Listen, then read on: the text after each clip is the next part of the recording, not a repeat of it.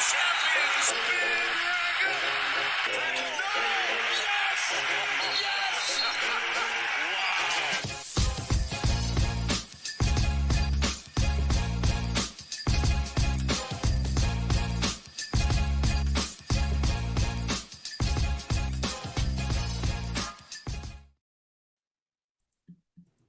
Hello, everyone, and welcome back. It's the Full 40, brought to you by Home Field Apparel and part of the Nova Insider Network. I've fucking just forgot.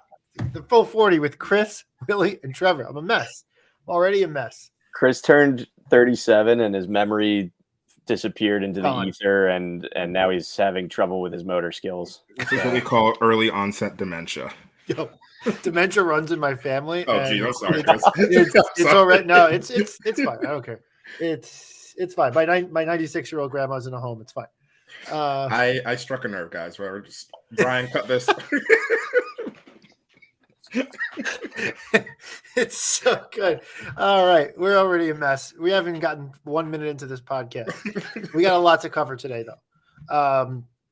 So first of all, you're going to get to see a home field ad cut by Trevor. So that's going to be wonderful. That's going to come later, which is, I know, the moment everyone's waiting for.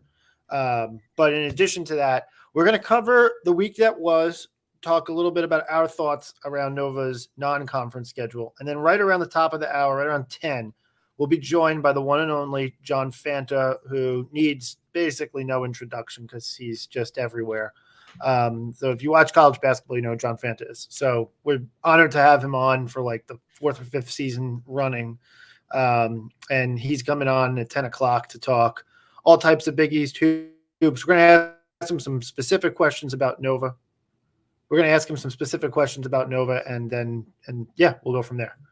So a busy week, a 1-point overtime loss at K-State. And then a 9-point win versus UCLA at the Wells Fargo Center on Saturday evening. Guys, I mean, what's your obviously it's been a crazy couple weeks, a lot of chatter around a lot of different topics, but what is your prevailing thought coming as we sit here today about Villanova, the out of conference schedule, etc.? I'll go to Willie first.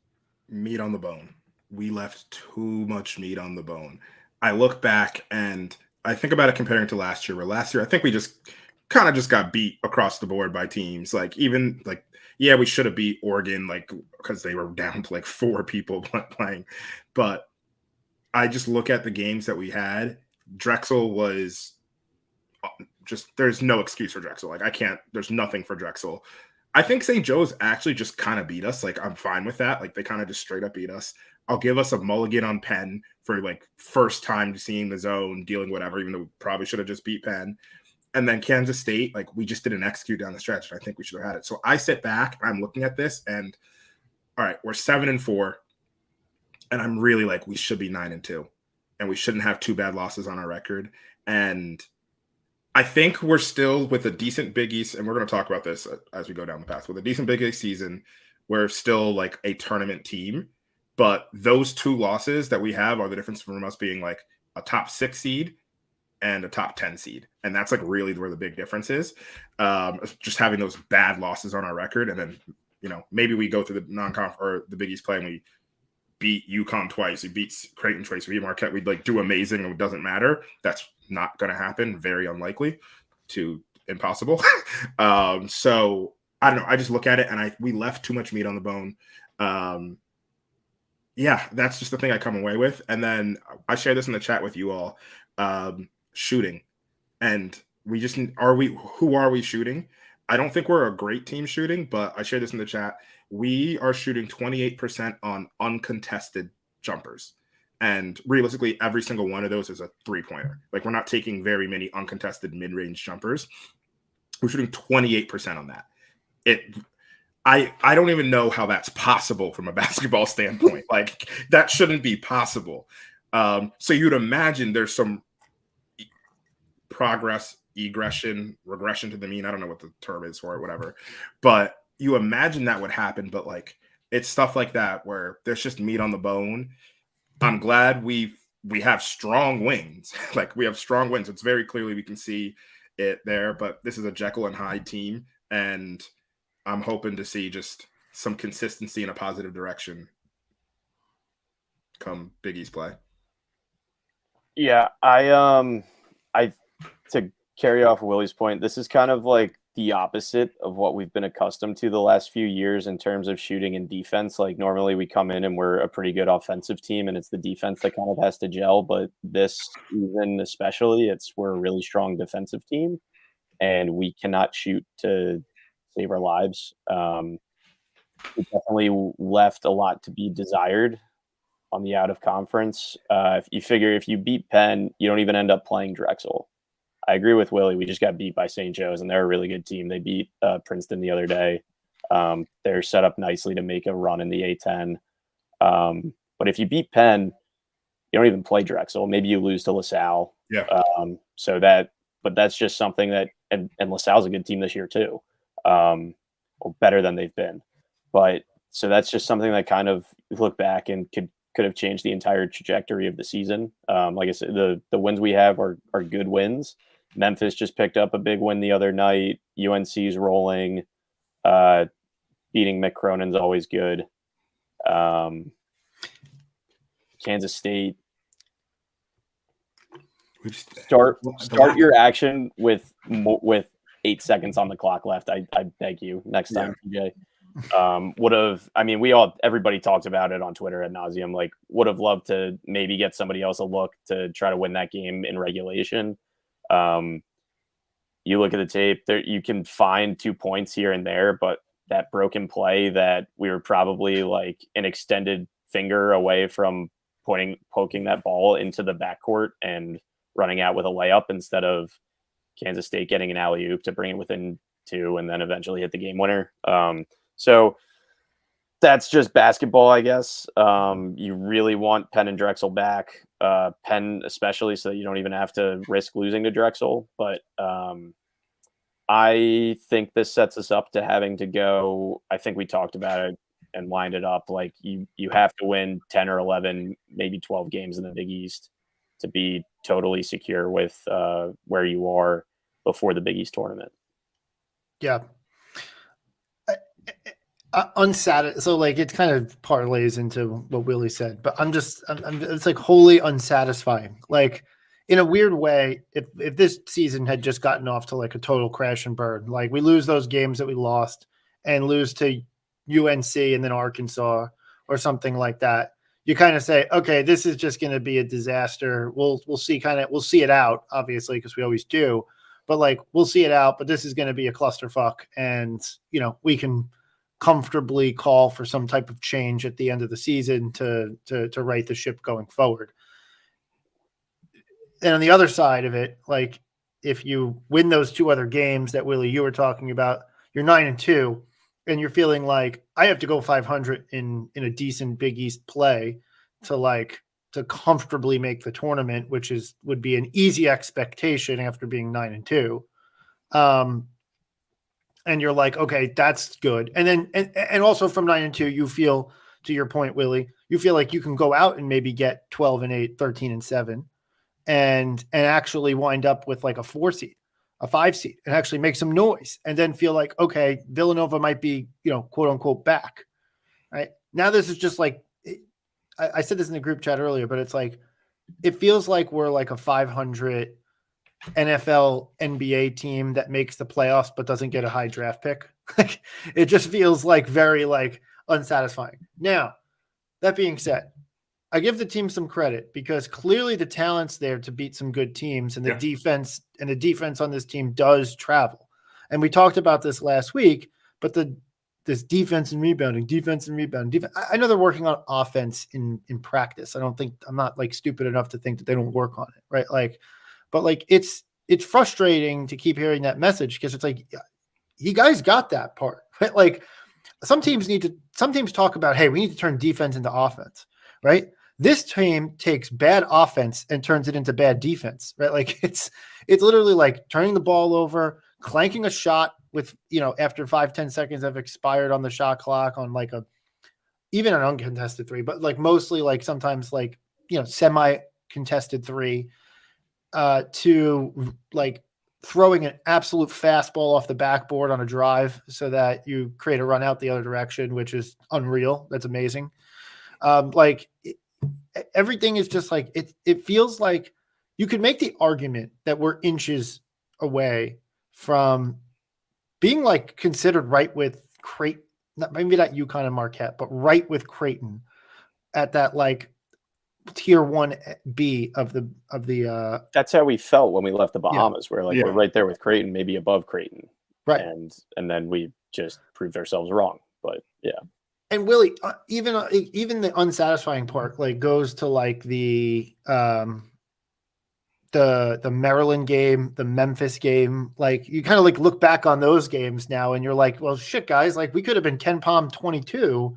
And like, I know it seems like silly, but like we could have been like Ken Pom 22 if we just beat the brakes off those teams like we were. We're up 30 in both of those games. Like, why couldn't we end up 25, up 30? Like, I know, again, like at the time when we complained about it, it seemed ridiculous. And our Nova Insider brethren, Chris Notaro, called us out about it. Basically subtweeted us on our on his episode. But like you do that, even that, right? You even feel better about your resume right now because your advanced metrics look better.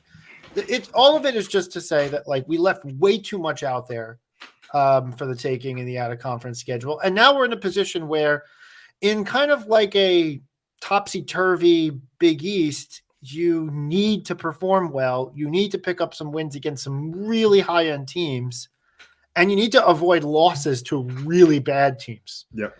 And so it's just like, it's just going to be, every game is going to have its own like nightmare fuel scenario. Like our first game is on the 20th versus Creighton and at Creighton. And that's nightmare fuel because every time we go there early in the season, we get the doors blown off of us. Then our next game 3 days later is at DePaul, which should be like, it should be an easy win. But we lost there last year. But we lost there last year. And oh, by the way, they're so bad this year that if you lose there this year, you're fucked. That would be easily the worst loss that we've had.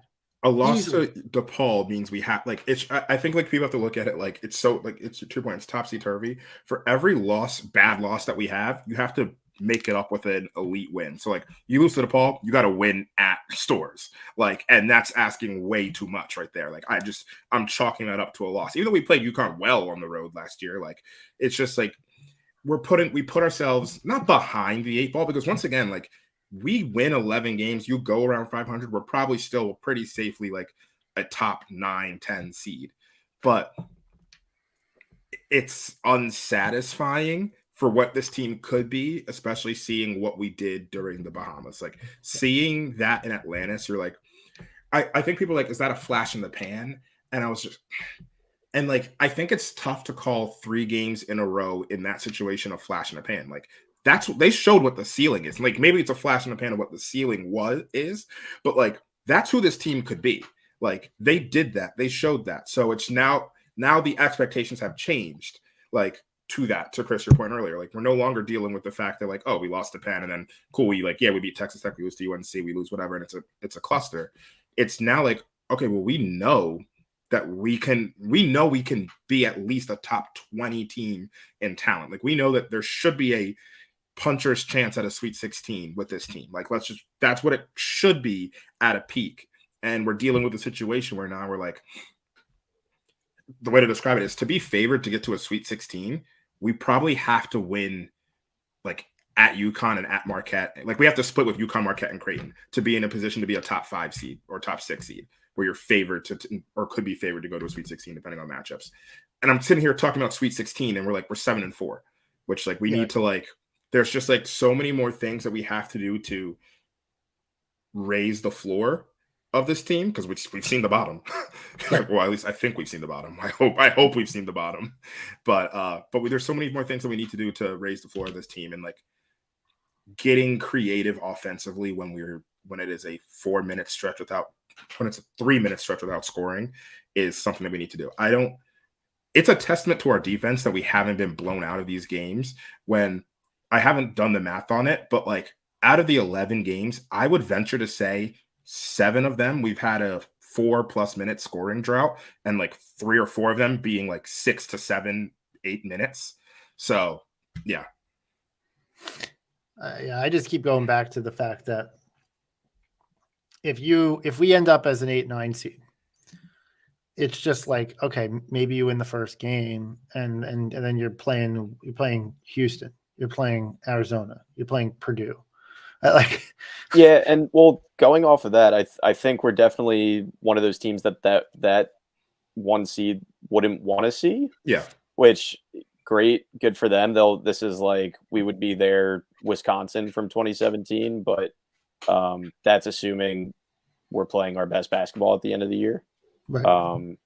I think that if we trap ourselves and get stuck around that same line, if we don't get those marquee wins in Big East, then it's not going to be a great situation to try to get to a second weekend in March. But I don't know. It's so far out. I don't even know. I don't want to totally focus on that. But it's definitely like we talked about it. We kind of know the roadmap here. Yeah. I guess one thing that we hadn't talked about yet is Justin Moore. The question is kind of like, what is his timetable to return? I think we were talking in the group chat that saying like, hey, like it might not be the worst thing, as odd as that sounds. Like last year you could chalk up the whole season not having Justin Moore, right? Like you could make that excuse for everybody, right? We beat UCLA without him, and we should have beat Kansas State without him. Like, yes. I'm proud of us for beating how we handled UCLA, which like UCLA is like fine, but like we were missing our in theory best player, and we did it without him. Like, yeah, right. And it didn't feel at any like we were down for a little bit in that first half because we couldn't shoot the ball like to save our fucking life. But at no point in that game did I think to myself, with just the players that we had, like I never said to myself, "Oh, we need Justin to get over the hump with this team." No, I very clearly felt like we were the better team on that floor, which was reassuring too. Like I felt really good about that. Right, which speaks to the ceiling of this team. right. You get Justin Moore back, and all of a sudden things go well. Now, do I think that in a weird way, do the lineups kind of work a little bit easier?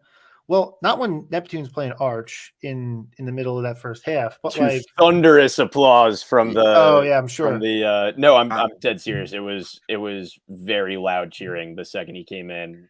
I wanted him to hit that 3 so badly. We were begging for it. No, he. I would rather have seen the Nana first half minutes. Who he had some really solid possessions in the second half.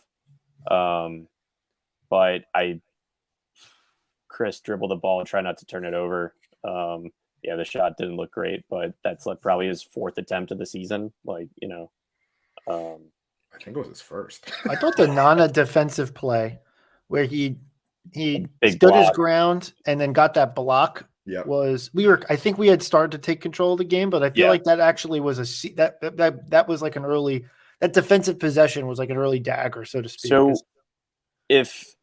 if you were at Wells Fargo and at Xfinity before the game and saw me, you probably heard me say this is going to be the Nana and Joku coming out game. And I was not entirely serious about that, but I took full credit after the fact. Every game that he's played like legitimate minutes in, it feels like he gets one of those insane blocks that just changes the entire momentum of the next 5 minutes. We saw it against UNC back-to-back possessions. We saw it again last Saturday night when we were kind of had them on the ropes trying to pull away, and that was huge. So I was really and then he got buried on the other end on his layup or dunk attempt, but I think we ended up maintaining possession, getting a 3 out of that. But it was encouraging to see that he hasn't played a ton, but you can still throw him out there in high leverage situations, and he's not going to totally lose it for you or anything like that. He made good plays. Playing him with Lance Ware is interesting too. You get that big lineup, jumbo package. I think Hausen was on the floor at that time for some much needed shooting and spacing. But other than Brendan, like the next smallest guy was Longino, who's 6'5", Burton at 6'7" or 6'8", whatever he is, and then it was the big guys. Yeah.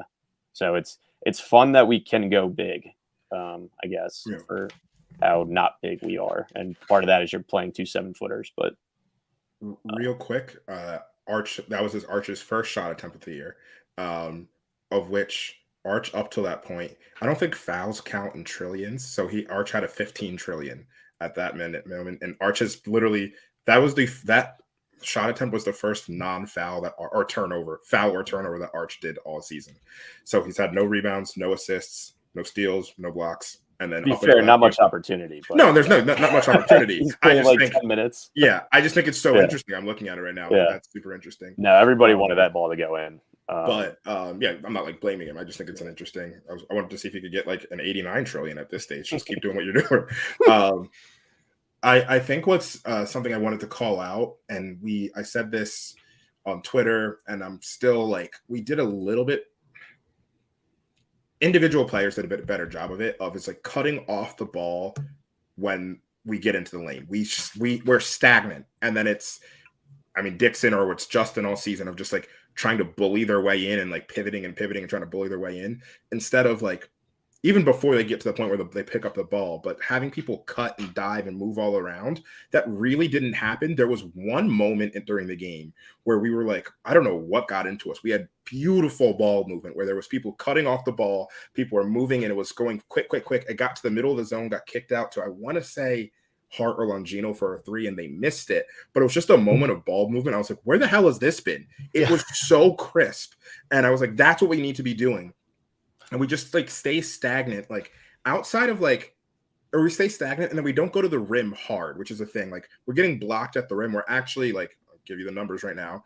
We're actually shooting at the rim. We rate as poor. We are shooting 51% at the rim, and 52% at the rim and 51% on layups. We already know we're missing layups at the rim, but we're also just getting blocked like a decent amount, which is like very frustrating because we're going up soft. I want to give Burton a shout out. He got to the line a lot, which is another common thread. When we get to the line, we win. Like that just seems to be what we need to be doing. Like if the jump shots are going, just go hard to the rim and get fouled. And it's counterintuitive because it goes against how we've played for the last 10 years. But we're jump stopping, and then we're pivoting, and then we're not athletic enough to go through people or go over people. And people are just like, if they don't call a foul, then we're kind of just like shooting a stupid shot. Burton did a good job of getting to the line, being aggressive, using his athleticism, and like forcing fouls to be called. And then like I think made 10 out of 13 or 10 out of 12 free throws, whatever it was, or 12 out of 13, which was really good. I mean, he scored 18 points. He only made 3 baskets, but he like was living at the line because he was cutting to the basket and cutting hard. And that's what we need more of, is that to one, get to the line, because it's very clear we win. When we get to the line, we win. And then 2, just like to break up the offensive monotony when we can't get a jump shot going, because we can't keep going back to the pass, shoot a 3 with 10 seconds left on the clock, or pass. We just keep passing and then we throw up something stupid there. Am I reading this right? That per Ken Palm, 100 possessions, we get blocked 15.6% of those possessions. We get blocked a lot. Good for 357th in the country. Yes, we get blocked so much. Okay, because I said on Twitter the other day, I was like, it feels like we get blocked a lot. That's correct. We do. We also have played some really good defensive centers this season. You got Baycott. Memphis has a couple of tall dudes. UCLA has 2 7-footers. Omari Williams has their guy. Yeah, Williams from Drexel. Williams from Drexel killed us. Yeah, he had like 3 or 4 blocks. Good news is there's nobody really tall or good at blocking the ball in the Big East. That's good. Well, all the trouble that Dixon has with Kalkbrenner, it's just and Burton, that's just 4 years of Richmond basketball, man. Not much else to it. Nick Cronin's such a fucking he's just an fuck. angry saddled man. You're an angry elf. South Pole elf. Yeah. Yeah, he was not. That was very entertaining to watch too. I don't think anybody likes him. No, he's like the worst version of Danny Hurley and Kevin Willard mixed together. Yeah.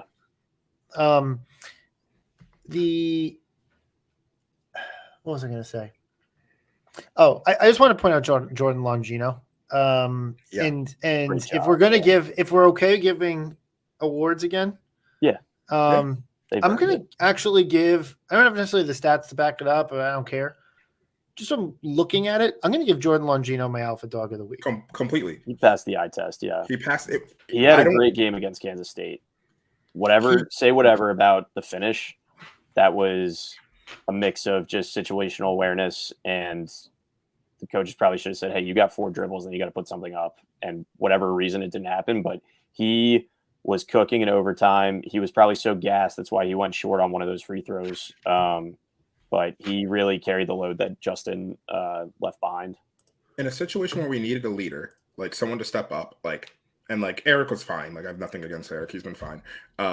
But like you needed a leader. You needed someone to step up. Like Jordan did it. Like Needed a in both quarterback. games. Yeah, that he is a quarterback. That's that's in his DNA. But he did it. He stepped up. Like he took big shots down the stretch versus Kansas. He took and made big shots versus UCLA. So like, yeah, I think it No, just I makes agree. sense. I shout out to him for the alpha dog. Like, just like not even just in the moment, but like the stepping up to the moment is almost more what I'm more proud of than like the completion of it. Like, it's the fact that there was a vacuum and we had 2 leaders on this team, and like now I kind of look at him like, I don't know, Jordan might be number 3, and like we'll see what happens with like when Justin comes back and Jordan can't start, but like it is what it is. Like I'm almost like asking the question, do you start Jordan? Yeah. When Justin's back. Maybe. And you put Mark and Hart. My on view the is bench. yes. I'm definitely at the team of finishing Uh, with Jordan. I mean, you finish who's playing better, but like typically, No, I'm on the yeah, game go for of it. I'm on the game of putting Mark as the 6th man right now. I was very much on team Mark has to start. But when Moore comes back, I think you start Jordan. Did I cut out? yeah, you sound fine to me. Oh, okay, good. It's like a little bit shifty for me at the moment. Well, even like you do have a couple games to Go ahead, Trevor. you do get a couple games if Justin's coming back. Like you might want to lean him back in kind of instead of just like, oh yeah, Justin's starting again. Like so you do get some opportunity to probably have Justin coming off the bench for 1 or 2. So it's not like an immediate. Also, we have no idea on the timeline and everything like that. So, but yeah, Jordan picked up the leadership role and the responsibility almost that when it was left on up to whoever in Kansas. Eric continues to be solid and awesome. We love Eric, but Jordan did what we all kind of had heard he was going to be doing. And that's all we can really ask for right now. I view, and I think we're about to be joined by Fanta, but I view it as Justin either plays versus Creighton, or he doesn't play until Xavier. Like you don't play him away at DePaul if he's not good. If he's not good to go for Creighton, just hold him out for the. It's like 3 days later. Yeah. So yeah. Yeah, I'm then you play him on the 3rd, and I think that's what we're talking about time wise. I don't think we're talking about that long of a timetable. All right, we got a 30-second ad, and then we'll be live with John. Today's episode of the Full 40 is brought to you by Homefield Apparel. Homefield produces some of the best quality vintage collegiate apparel on the market. You won't find better game day gear anywhere else. Homefield has the ultimate collection of old school logos and looks with the best quality around. Shop t-shirts, crew necks, hoodies, bomber jackets, and more at homefieldapparel.com. Don't forget to use code NOVAINSIDER for 15% off your first purchase. That's code NOVAINSIDER at homefieldapparel.com. All right, we are back, and live with us is John Fanta. John, you need no introduction, but good to see you. Thank you for joining us. It's great to be with you guys. Thank you so much for having me. This is awesome. Love the Full 40. I've always loved what you guys are doing, and just seeing it grow is really cool. So appreciate you guys having me on this Monday night. It's good to be with you. Same to you. So, John, we're going to dive right in because we know. I have an important question for John. Go ahead. First off, this is most important. John, how you feeling about your Browns? I mean, Joe Flacco's running it. Yeah, I'll Flacco tell is you him. what. He has been. I finally, in the 28th year of life, have found a quarterback. A nice 39-year-old man. It took 28 years to find a 39-year-old guy to play the quarterback position. This is the smoothest I've seen a quarterback play for the Cleveland Browns. And for those who think that I'm kidding, I'm not. I'm not kidding at all. I'm being completely serious. Like, I have never seen someone smoothly run an offense. They have driven right down the field back-to-back weeks on the opening drive. Flacco's smooth. The Browns have always had an offensive line, so they're going to give him time to throw. And David Bell had never had a touchdown reception. He's in the second year of his career. In Flacco's second game, he delivers to David Bell, runs it all the way into the end zone on that dramatic 4th and 3. Flacco became, guys, the first Browns quarterback since Brian Stipe in 1980. In 1980 to throw for 3 touchdowns of over 30 yards in the same game. 43 years it had taken for a quarterback to have what Jalen Hurts and Pat Mahomes have called basically every Sunday. Yep. Things are looking up in Cleveland. Yeah, 8-5. I feel good. 8-5. I feel good right now. My season is going a lot like Villanova's. Yeah. I was gonna say I'd rather be 7-4, but you know. True. Very true. That's a great cut, John. So I guess we'll go right into that then. Villanova, 7-4, really up and down roller coaster. We've been calling it Space Mountain here on the podcast because not only is it a roller coaster, but we're totally in the dark as to what's going to happen next. So I guess what's your takeaways from Villanova? Because Villanova's out of conference schedule is wrapped up, at least for now. So I guess what's your takeaway? Well, my takeaway is that this is a team that, because of the tempo that they play and the style that they play, they could beat anybody. They could also lose to a lot of teams. So now that non-conference is wrapped up, overall, if the NCAA tournament started today, and I could say this through some people that I've talked to in the last 48 hours, Villanova would be in the field. They would be in the field. Yep. Probably as like a 10 seed, but they would be in the field. And the reason why is because unlike a lot of teams, they collected quality wins. And this time of year, the committee's going to reward you for collecting quality wins. 2-0 against Quadrant 1. I mean, that to me says it all. And look, has this been topsy-turvy? Without question. You can't go 0-3 in the Big Five. I don't care what the circumstances are. That was unacceptable, inexcusable. Yep. Anybody from Villanova's side of things would tell you that. But, you also can't get into the territory of sky is falling, this is dead, changes, drastic shifts.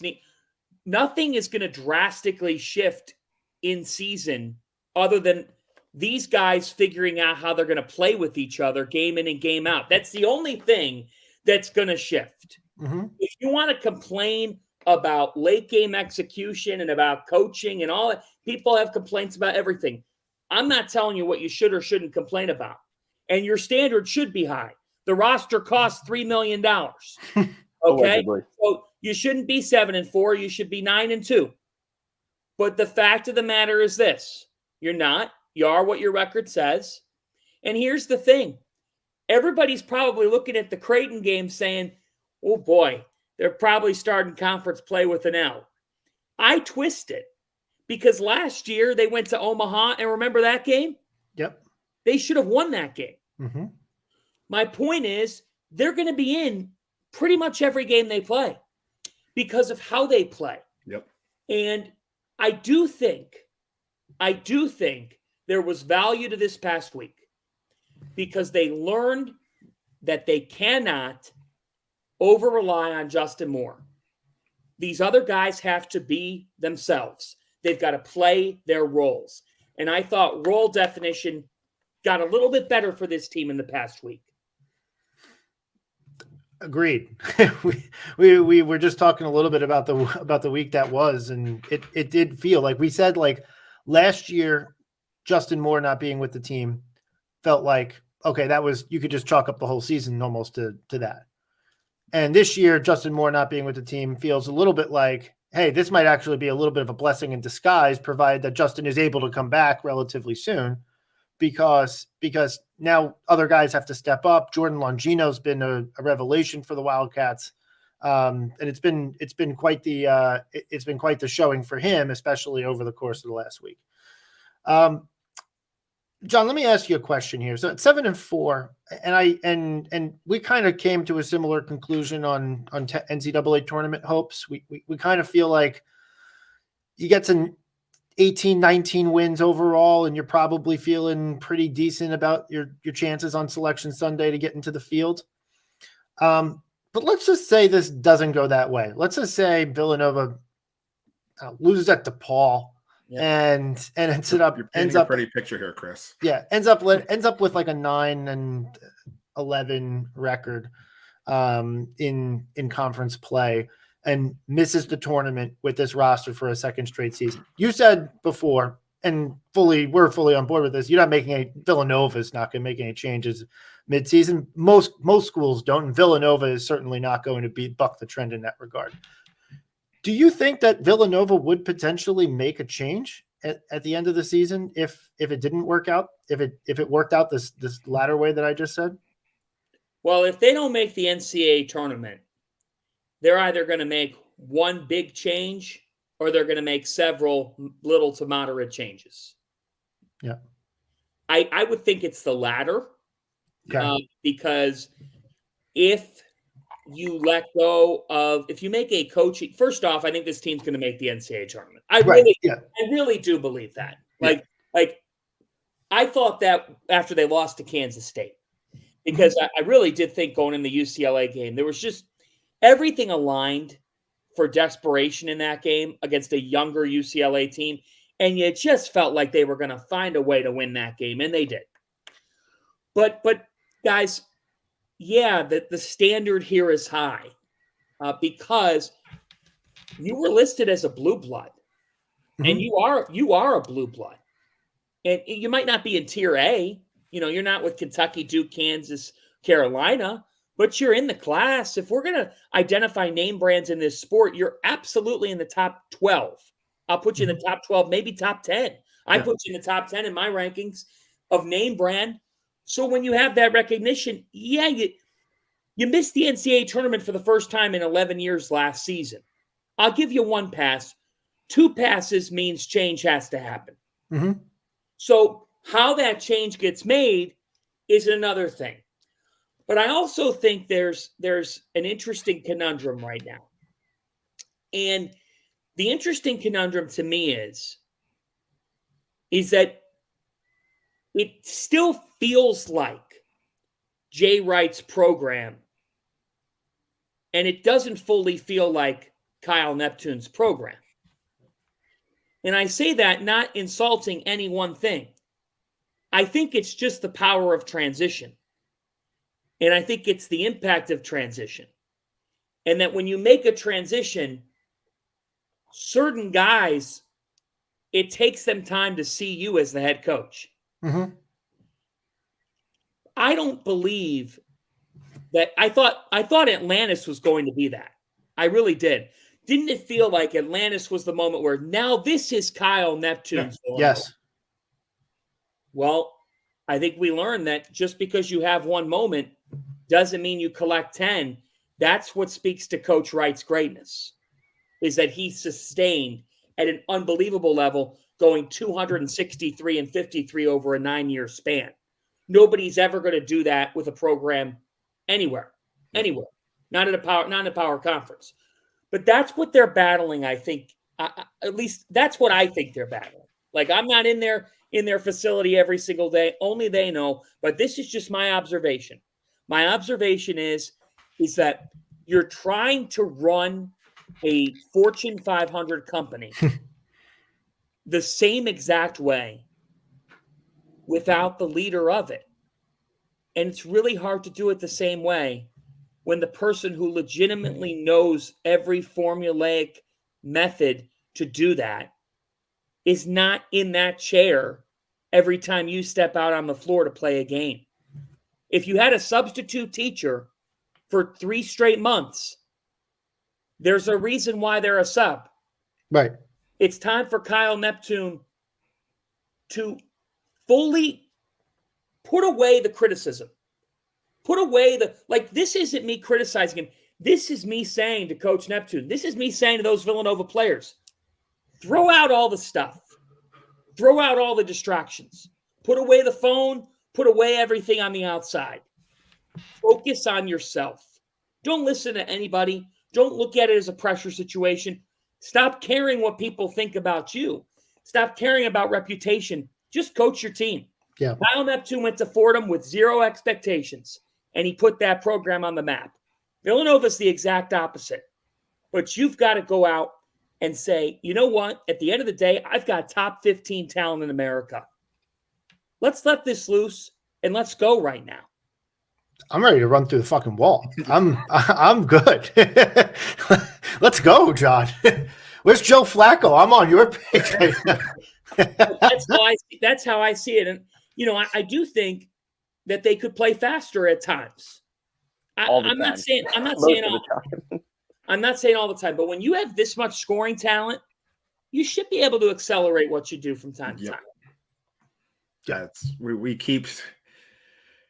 I'd like to see us be more opportunistic, especially off missed defensive rebounds, and especially when you have a Mark Armstrong, a Tyler Burton, who these people who thrive in transition, and we're just not putting them always in that position to win. To your point, John, and what we've all said, opportunistically running. We started to do that. There was a point where we were talking on the pod where I think we finally broke the top 300 in tempo, and I was like, "Oh, maybe something's changing." It's reverted back, and we're sitting here in the same situation where the tempo that we play when we're not shooting well gives other teams a chance to stay with us. Yeah, that's exactly it. When you're so reliant on 3-point shots, Willie, it's a terrific point. When you're so reliant on 3-point shooting and those shots aren't falling and you're playing at one of the slowest tempos in college basketball, that's not a formula to win games. I mean, or let me go a step further.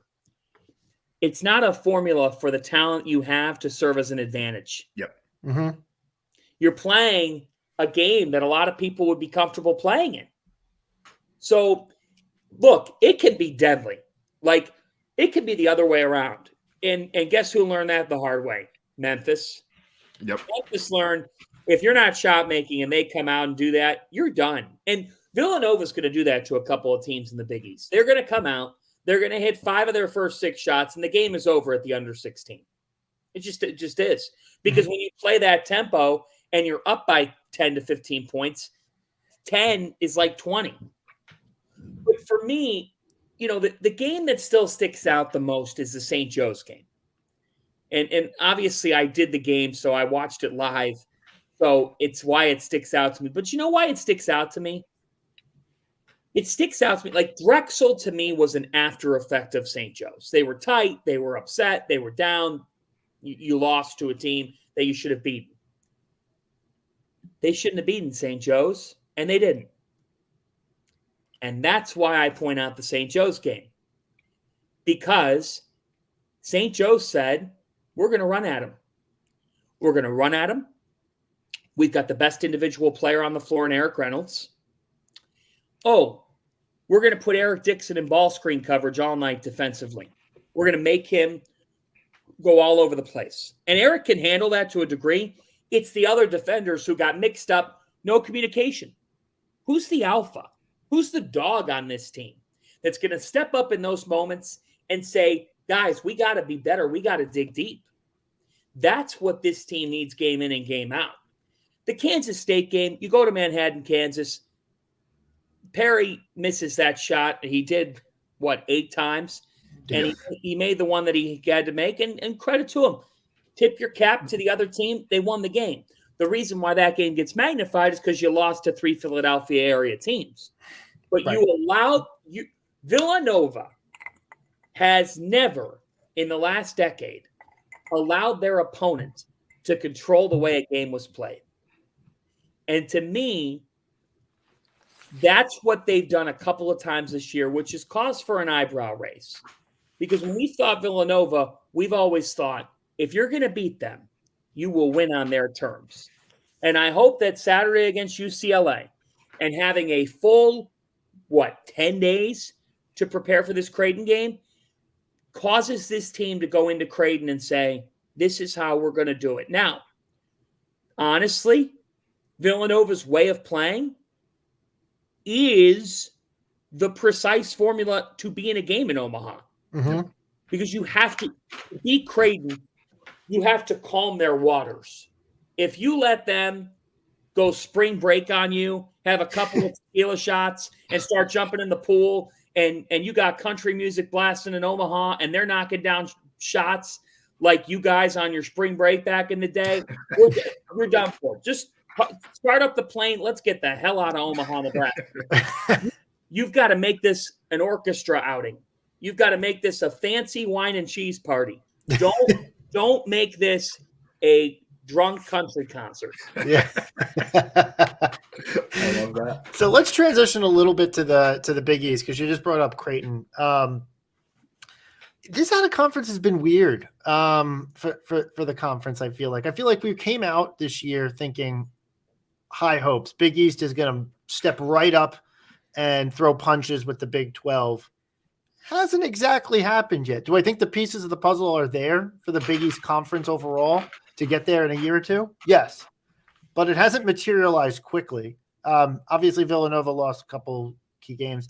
St. John's has not been, I think, what you thought they could be with Rick Pitino and the roster he assembled. And you kind of watched them play, and you're like, this kind of makes sense, but it's kind of been weird. Butler's been a bright spot. Providence has been really solid. It doesn't like they kind of feel like they're kind of continuing their role, but then DePaul's been really bad. Georgetown's been worse than I maybe thought that they were going to be, and Seton Hall has not been what they need to be either. So and then Xavier's with their injuries, you can't blame them, but it's just not been. It feels like what you once came in thinking, oh, this might be a 7-team conference, a 7-bid conference with 3 teams in the top 3 seeds. You still got those 3 teams in the top 3 seed lines, but all of a sudden, where does the line fall off in terms of making more NCAA tournament teams? I don't know. Yeah, I think there's 2 ways of looking at this. So here's the deal. At the end of the day, last year the Big East had 5 bids, but 3 of them made the Sweet 16, so we don't even remember that they had 5 bids. Mm-hmm. Comes off as 7. So the conference. Here's what I look at. So I know people are going to look at it as volume of bids and they want 6 or 7. But when the conference got 7 teams in, 3 of the teams were playing in an 8-9 game. Then there was another team that was playing in a 7-10 game. That's not a great formula either. No. Ask the Big Ten how that's worked out for them. It has not. It has not worked out. And I think it will work out better for them this year with Purdue. Because the Purdue stuff, they're going to get redemption. Like this notion that they can't win in March Madness, this is bound to happen. And you can feel it. Like in your veins, sports stories manifest themselves. It feels like that over there. But I digress. To me, the conference's goal right now should be get 5 or 6 teams in. Get 5. Get 5. Now, as we sit and talk here today, you'd have 5. Yeah. Right. That's the crazy thing. Like, people are out there saying like, well, it's a 3-bid league. I've seen some people suggest that. No, Providence would be firmly in today. They blew out Wisconsin. They have no bad losses. And Villanova would be in. I mean, I'm not saying that they're in healthily or that they're in comfortably, but they would be in the NCAA tournament. Butler would probably be just on the outside, but they might be on the inside, but they're probably on the outside. But my point is, like, I didn't think Georgetown was going to be any good. DePaul is awful, but better than Louisville. Clearly. Seton Hall has not been good. But, guys, to me, in order to have a combo of two things, one, get great seats, and two, get your 5 or 6, right now it's a good thing to have a clear bottom. I was just going to ask you about that, John. Are you worried about the cannibalization that's about to happen in the middle? I am worried about one team cannibalizing others. Georgetown. Yeah. So I am worried about Georgetown beating a couple of teams in DC. Yeah. Not on the road. Not on the road. But you know what Georgetown did to TCU? I mean, they beat them. They didn't, not on paper, but they More did. points. That's fair. That's fair. But you know, that to me is, and you're right on that. I mean, it's a rule that's going to get changed. Yeah. The NCAA is going to change that rule. It was unbelievable that happened. But I'm concerned about a Butler on the bubble going over to Georgetown and losing. Mm-hmm. I'm concerned about Villanova. Yeah. Having an off day shooting and then losing a game to Georgetown, and you're sitting there saying, "Oh no." That's exactly what we said today. Like at least losing at Seton Hall, like their net's going to hover around 100. It's not a demoralizing loss. But Georgetown's net is 231. And it ain't going to change a whole lot. So that's concerning. That is concerning. And not only to mention that, John, you mentioned Villanova. We play them on February 16th and February 27th. So you're getting a wildly different team than what you have right now. Because, look, say what you want about Ed Cooley, and a lot of people have said a lot of things that they want about Ed Cooley. Yes. But by February, this team is going to be better. Yep. Yes, and I really, and that's just it, is that if they pick somebody off who's on the bubble, it's going to be categorized as a terrible loss. It's not actually that because the team grew, but metrically it is. Yeah. So that's a huge situation in the league right now. I think 5 Big East teams will make it. I think you'll have this firm 3. And then I think two of Providence, Villanova, Butler, St. John's, or I can't believe I'm saying this, or Xavier. And I know what you're all saying. How, John? How the hell do you think Xavier? I only say that because of Sean Miller. And remember a couple years ago when Providence was god-awful early in the season? Lost in Anaheim, lost in MP, and then caught this wave in February, won like 7 of 8. And it was the 2020 season with Lawan Hipkins. They were going to make the tournament, guys. Mm-hmm. But they had a dreadful non-conference, like horrendous. That's the one thing the Big East has going for it with the Big 12. The Big 12 and Big East can both say this. Their top is so strong that if you can manage a win over one of those guys, you now have gold that other bubbly teams do not. Mm-hmm. 5 teams, which in an 11-team league, you want to get 5 or 6. And then you want to sit there and say, can we get 3 to the second weekend? And if you do that, that's a good year. Check the box. If you get somebody in the Final 4, that's a great year. I mean, John, it's probably not going to happen, but you could make the case that the Big East could get 3 teams to the Elite 8. Oh, 100%. No question. I mean, right now, I think Connecticut's the most complete team in college basketball. Mm-hmm. I believe that. And Arizona is probably the team that gives them the biggest test, but I even believe UConn's got a slight edge over them. And I say that, guys, because Klingon hasn't even been great. No. Stefan Castle hasn't even materialized, and it hasn't mattered. We'll see what UConn does this Friday in Seattle against Gonzaga, but I think they'll be favored. I think that they probably find a way to win. They're just lethal from 3. When they hit a 3, it feels like 6. So, you know, they're so together. Marquette's got the best point guard in the country. I mean, Kolik's incredible. And Oso Ighodaro is the latest case of Shaka Smart player development. And Creighton, to me, everybody's kind of disregarded them because they lost to Colorado State. Like, who's one hell of a team. Yeah, exactly. Who's one hell of a team that, honestly, want my honest take? Creighton disregarded them. And guess what happened? Guess what happened? They paid the price. Sometimes you get your butt beat. That day they did. They're going to be okay. So, John, I guess who's your team at this point in the season? Looking at it, we're about to jump into conference play. Give me your 5 buys in the Big East tournament. My 5 buys. Yes. I'll even give you the benefit of you don't have to rank them in an order. Yeah. I'll go Marquette, Connecticut, Creighton, Villanova, and Providence. You mean it, or are you just on the Villanova podcast? I don't trust Butler on the road. Yeah. I don't trust Xavier enough to give them a bye. St. John's doesn't play any defense. Mm-hmm. So I got to take Villanova because they've proven Villanova's going to beat one of those top 3 teams at least one time. They're going to beat one of those. Yeah. If I said to you right now, if I said to the 3 of you, take off your Villanova hat. I know that's hard. If I said, if I said to you right now, okay, you get to pick one Big East team to beat one of Creighton, Marquette, UConn on a given night, which team are you going to pick? UConn. No. I'm saying of the I rest. know. I'm telling you the one that I want to beat. Yeah. No, but I I'm know. saying which team is most suitable to beat one of those teams Yeah. Nova, or I would say us, or maybe Providence. I would on think a Providence.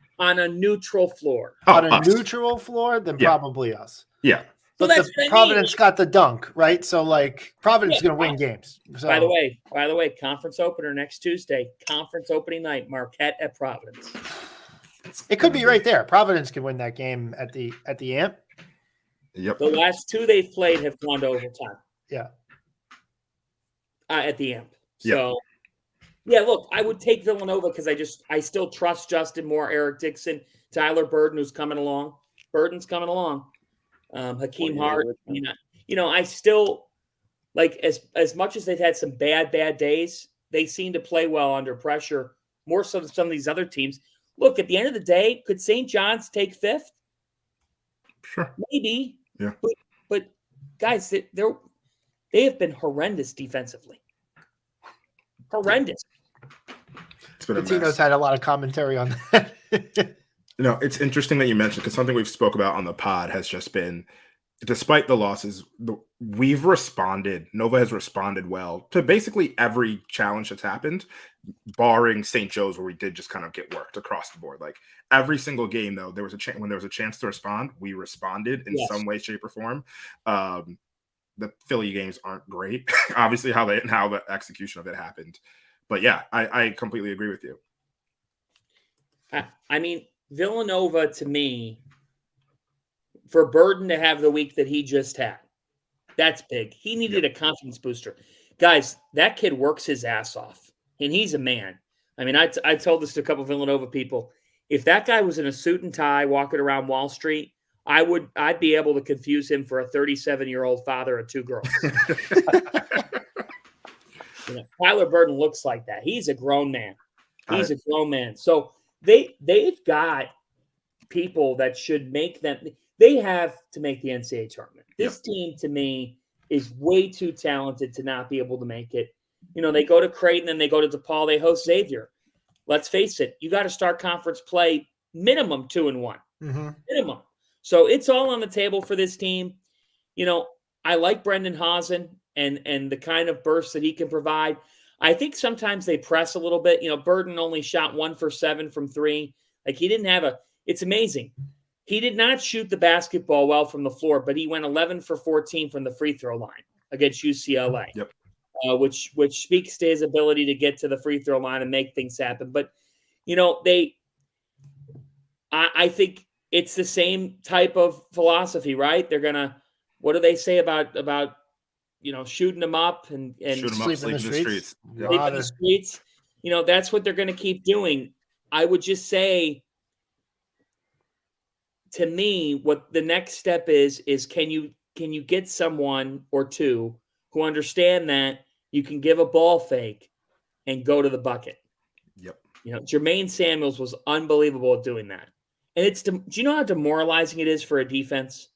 Like, for a defense, you kind of breathe a sigh of relief when they hoist a 3. If it goes in, it goes in. But I think that's the next step for this team. I mean, there's been so few moments where I feel like we've gotten a team in full rotation, where that pump fake happens, we drive, and then whether it's a layup or then we start kicking it around the perimeter. Like, it's been so few moments of that. So definitely like think that's the next step. And something I called out, and John, I don't even know if you saw this, but like I was looking on Synergy. Like, I mean, we're shooting 28% on open, uncontested jumpers. Like, something has to give back from a shooting standpoint as well. Yeah, some of these have to drop. I mean, it feels like Villanova's played tight at times.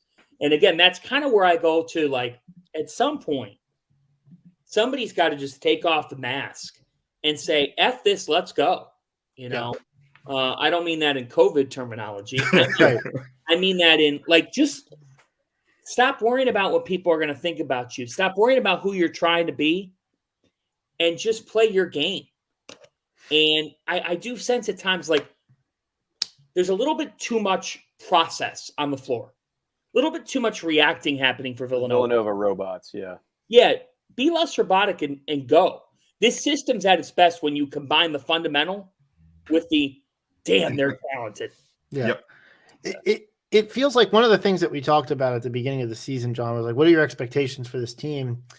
And obviously, metric-wise, et cetera, we listed like NCAA tournament, bye in the Big East tournament, whatever. But one of the things that we said was have fun. Last year looked like the least fun Villanova basketball year that any of those players had. None of them had fun at any point last year. It was a root canal the entire time. And it feels like, Bahamas aside, it feels like we have fun. And you hope sometimes that it's like hey, something needs to just go right. And like that TJ Bamba like layup where he just found himself in the right place and kind of was able to have a putback, and it almost looked like an alley-oop, but it was just a shot that fell short and he grabbed the rebound and threw up the layup. But like you just kind of like, okay, they need to do something so they could start having fun. And if this team starts having fun, I feel like they'll win a ton of games, but they're just not enjoying themselves out there. Yeah, that's a big key, Chris. And by the way, Chris, is it your birthday? It is. Happy birthday. Happy birthday to you, Chris. Thank you, You're the best. Have a happy birthday. I'm glad that I get to spend part of your birthday with you. Thanks, John. I appreciate it. Absolutely. They've got to have more fun. They've got to be less do this, do that to win, and a little bit more organic.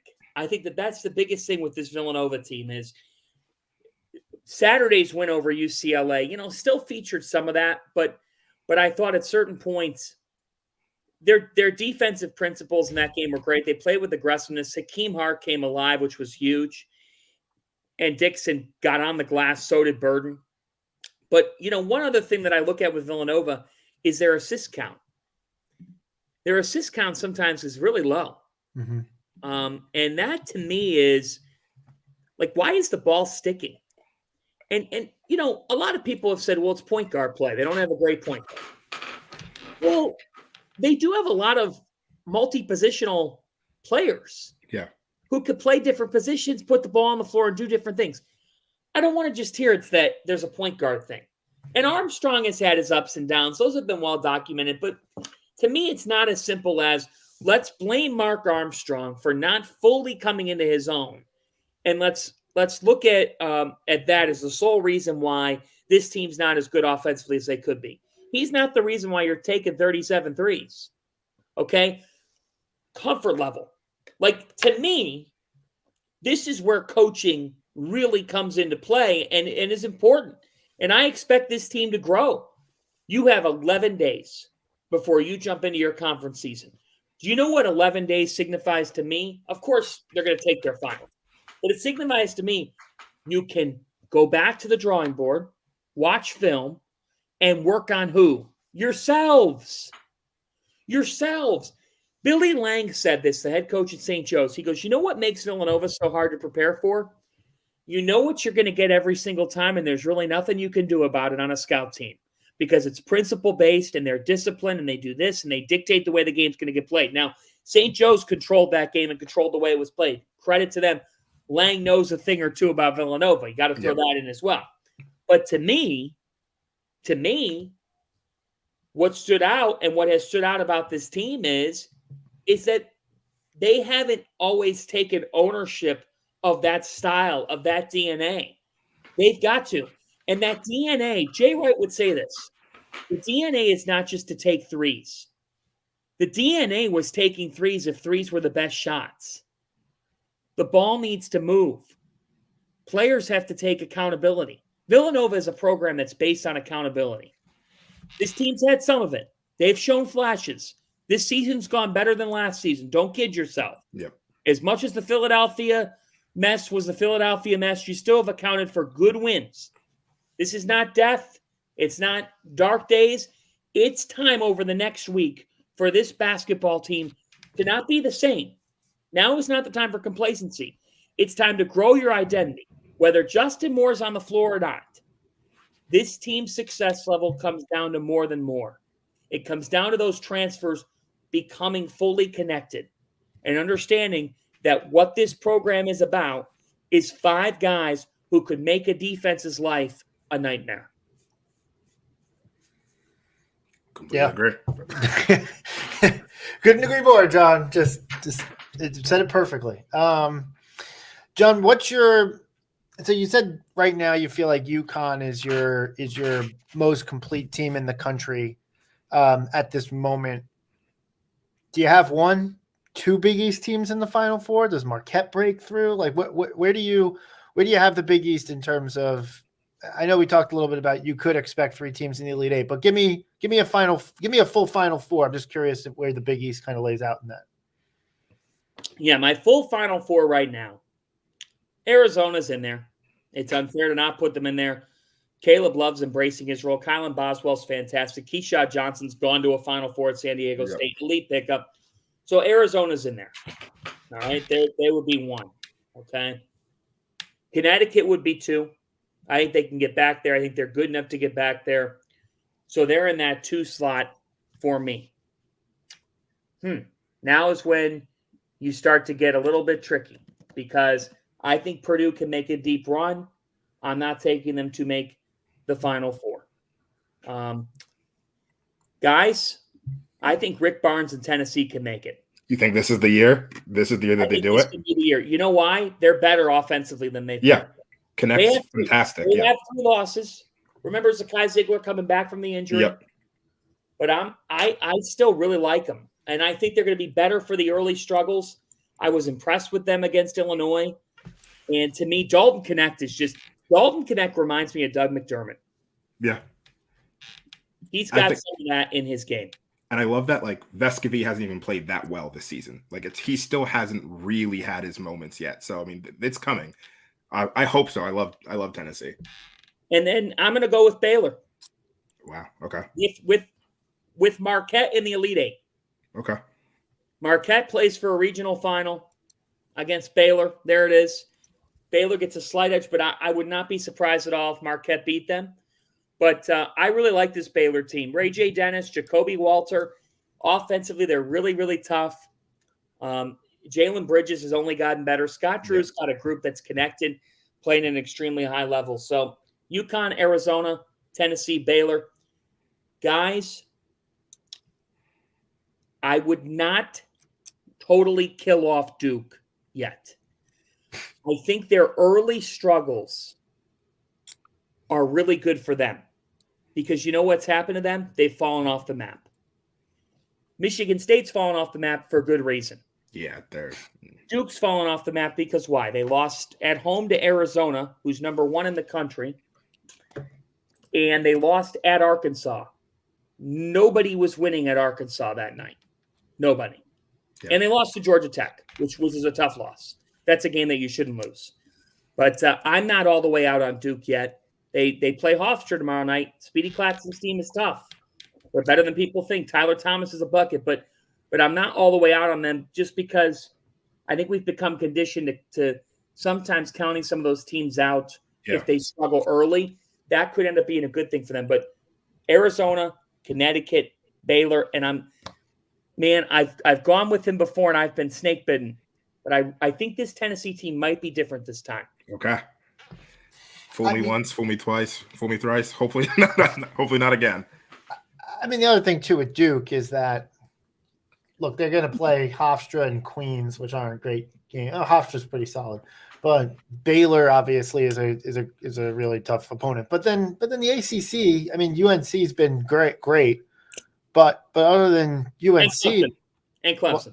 And Clemson. Yeah, right. PJ Hall is an absolute. Clemson could get there. I know people think that's nuts. Clemson could make the Final Four.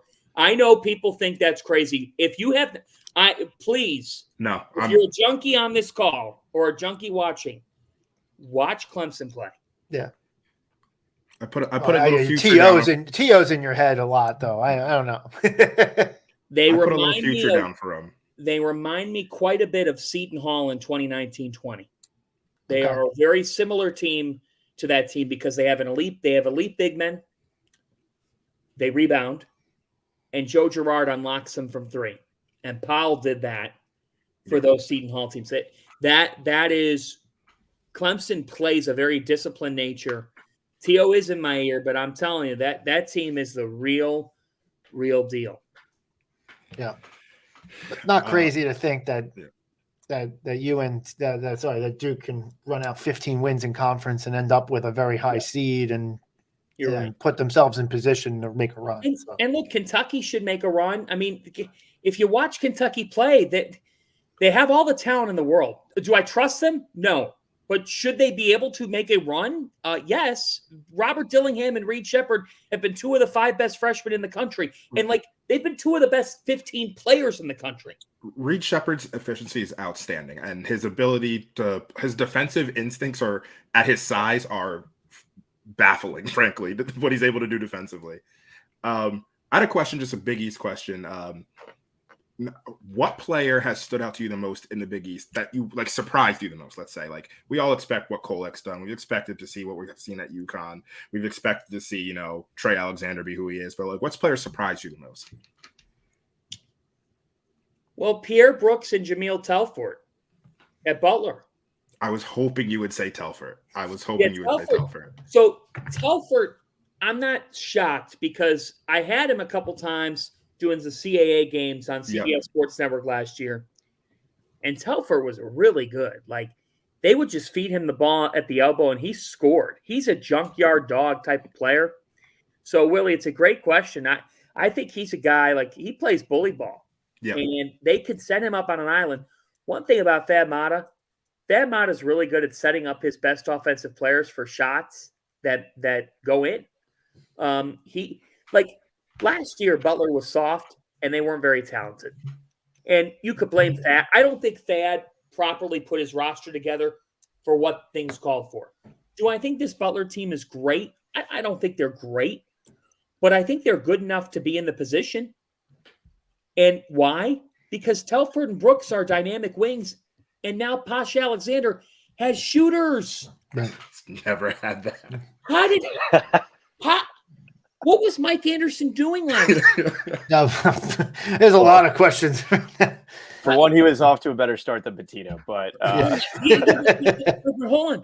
David Jones is killing it for Memphis. Yep. What were you doing? Personnel-wise, what was your offense? Pitino, here's the thing. The defense has been dreadful, but at least St. John's runs offense. Yeah. I mean, who's AJ Storr, the other one. They've all transferred and been better.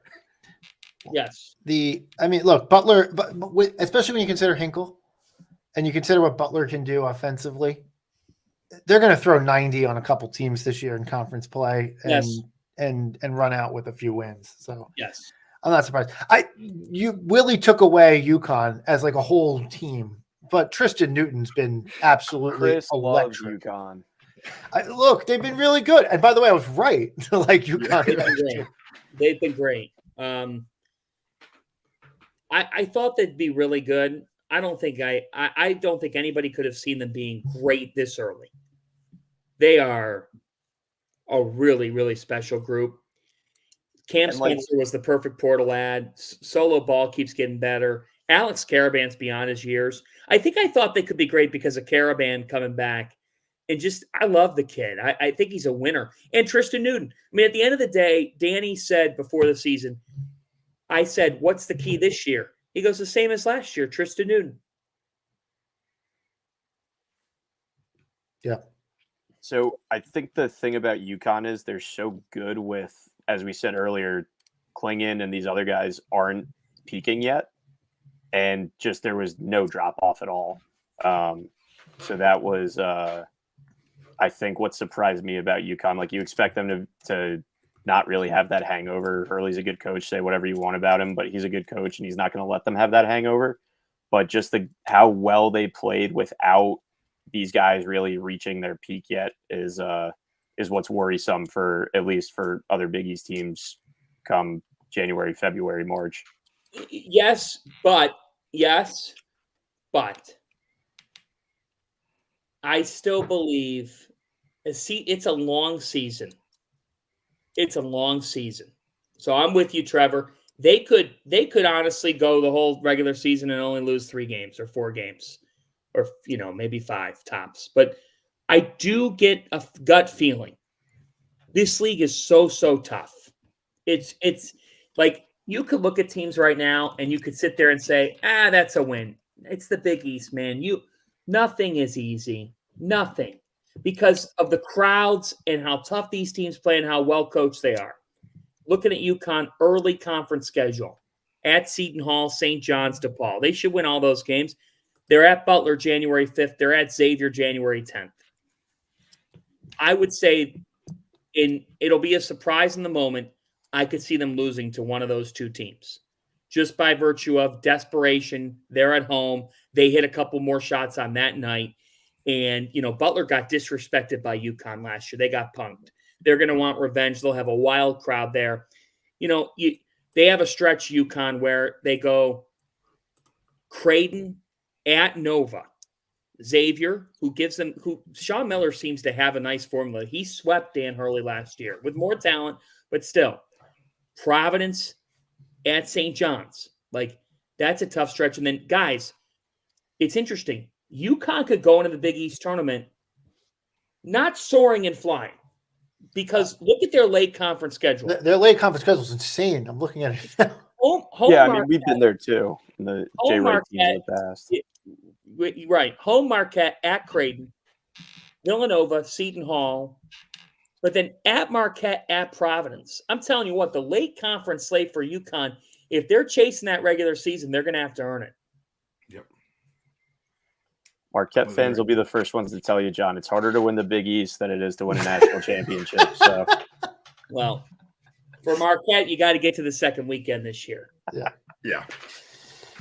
All right, John, final question here. Is Georgetown's wavering so far this year in the early conference season, has that taken any air at all out of the sails when they come to the AMP in late January?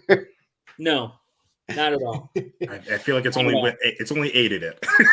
Yeah, is that going to be a game that like the whole like Val's there, like you're like... No, I don't think that the commissioner of the Big East will be in the house for that one, because I don't think she doesn't want to get hit with a beer can. You don't want to be associated with that. I mean, seriously. Now, I'll be on site. I'll cover the game.